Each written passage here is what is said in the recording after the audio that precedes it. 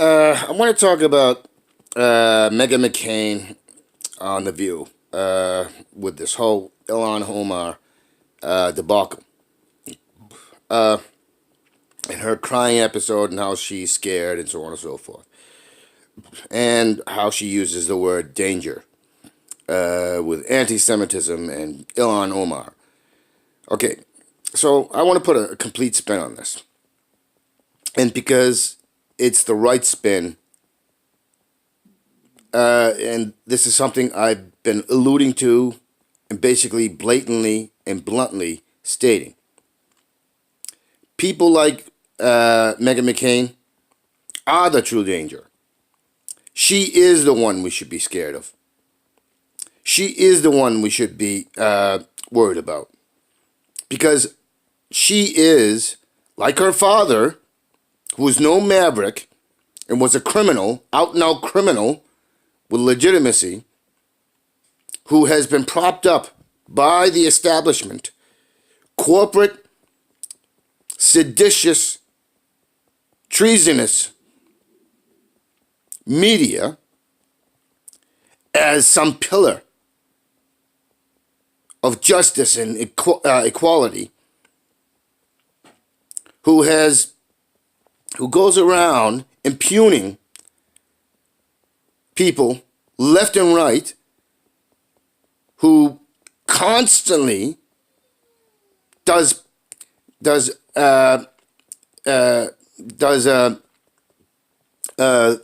projection, dangerous projection on Americans and people who aren't even Americans all over the world. These are the true dangers. These are the ones who bring division, who sow dissension and sedition and treason with their rhetoric and misinformation and their, oh, I'm the victim, I'm the victim, I'm the victim. I don't care if you're white, black, or Hispanic or Latin. It doesn't matter. Or Latin American rather, or Latin whatever. These are the true dangers. These are the criminal elements, and this is why it is important that they do not get a platform, because they sow disease of instability and insanity. They are a disease, an infection,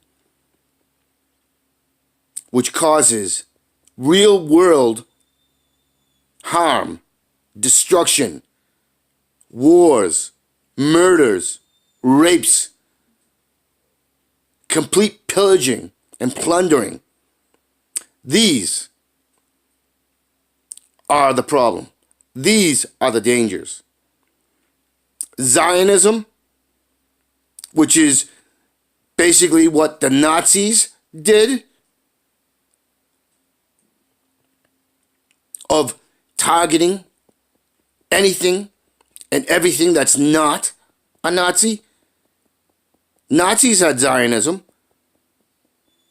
but it was not Jewish-centric. It was Christian-centric. The U.S. has Zionism. Again, it is Christian, white-centric. This is the problem. And giving platforms to these infections, these unstable and insane criminals with criminal negligence and criminal behavior and criminal ideology is a problem. And I constantly point this out. You know, we got Kyle Kalensky and TYT and all these others saying, no, people should be given a platform that they can say what they want because the truth will come out. Well, how's that worked out? Guess what? This has been a problem since ancient times. When you give a platform to criminal, insane ideology and allow these criminal, insane monsters to continue to spout the disease, to infect the public, you get the rise in all these so-called anti-Semitic and racial violence. It is because you give them a platform. It is not the other way around. And if we are truly people who value equality, who value morality and ethics, then we would shut it down. And we would shut it down by any means necessary. The idea that you give these monsters a platform is ridiculous. I'm all for education and teaching them of their ignorance, but I am not for allowing them the freedom to go out there and sow their dissension and sedition. This is why we have a world that we have. This is why we have the destruction of the only home we have, the planet, where the poisoning of the lands, the air, the water, the food is where we stand now. This is why we have the very real possibility of global Armageddon for all life, not just human life. Because we have given a platform to these hateful monstrosities so that they can infest and inject these monstrous ideologies into the public, spreading that disease, that infection, and that mental instability and emotional instability, when the solution has always been to teach and educate.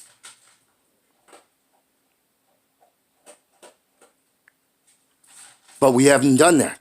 Now we are at the apex, the point where we face common destruction at our own inability, our own reticence to not give evil a voice.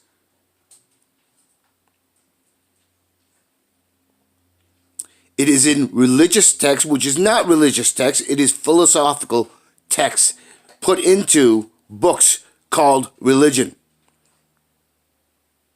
into societorial collections, and I'm talking about common philosophies which are for the good, better good of all. The rest of it is garbage. It's monstrous.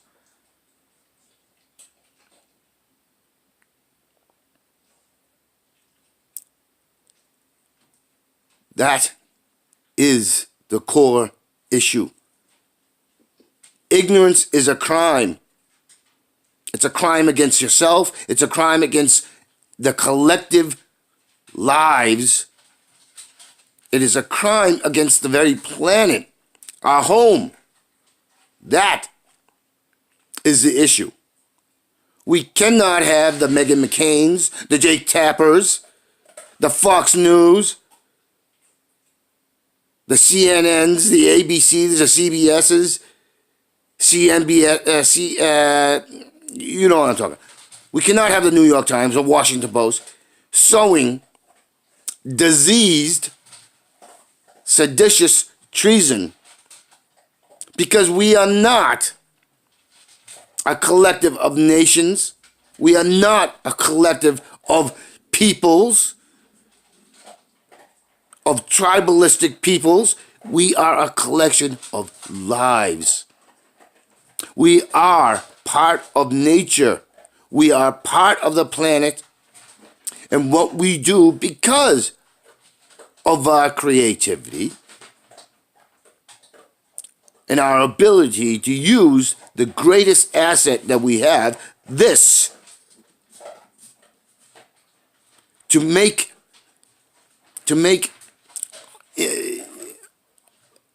things that can help or destroy us.